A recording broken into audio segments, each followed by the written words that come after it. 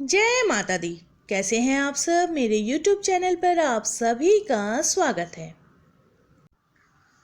हिंदू पंचांग के अनुसार ज्येष्ठ माह के कृष्ण पक्ष की अमावस्या के दिन वट सावित्री का व्रत रखा जाता है। वट सावित्री के दिन वट यानी बरगद के वृक्ष का पूजन किया जाता है।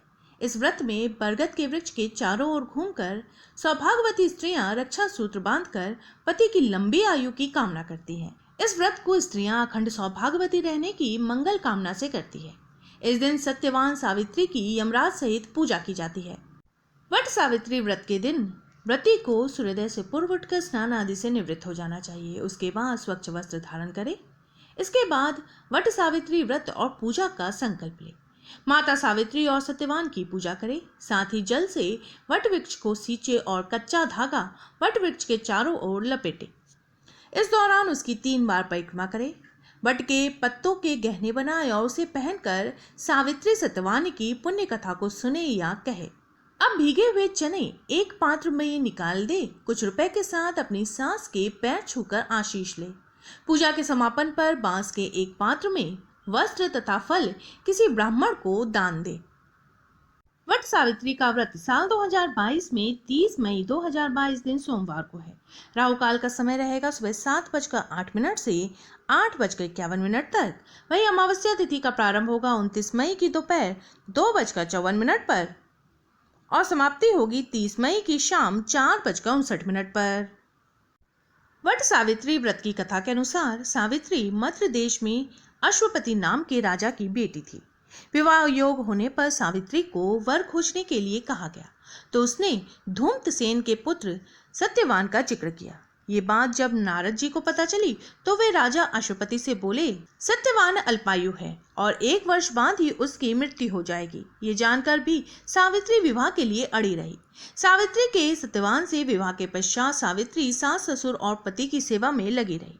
नारद जी ने मृत्यु का जो दिन बताया था उस दिन सावित्री भी सत्यवान के साथ वन में चली गई। वन में सत्यवान जैसे ही पेड़ पर चढ़ने लगा उसके सिर में असहनीय दर्द शुरू हो गया। वो सावित्री की गोद में अपना सिर रखकर लेट गया।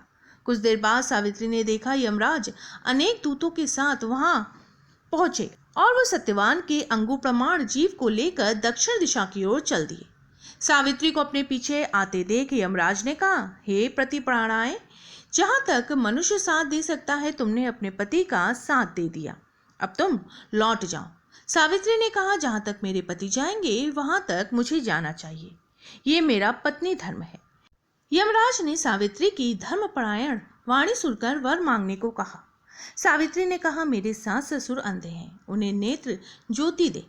यमराज ने तथास्तु कहकर उसे लौट जाने को कहा, किंतु सावित्री उसी प्रकार यमराज के पीछे चलती रही। यमराज ने उससे पुनः वर मांगने को कहा।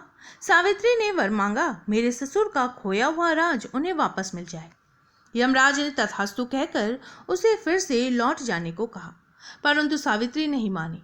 सावित्री की पतिभक्ति व निष्ठा देखकर यमराज पिघल गए।